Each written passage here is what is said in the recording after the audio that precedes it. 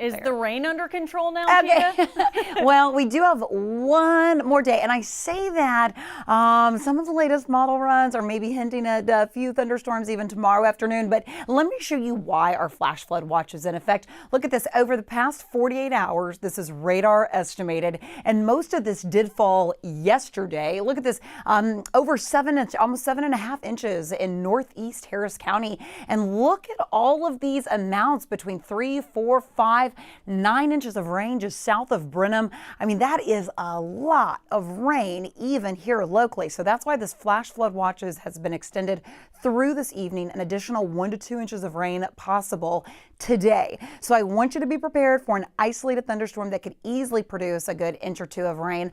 This morning you're quiet, and I actually think your morning commute will be dry midday through about 6 o'clock this evening. So right through your afternoon, like yesterday, this will be the best chance to see any high water spots across Harris County, Montgomery County, and then all areas west of town. Let's put our future track into motion. Let me show you 2:30 this afternoon. Watch how these thunderstorms start to fire up. Again, a quick 1 to 2 inches of rain very possible.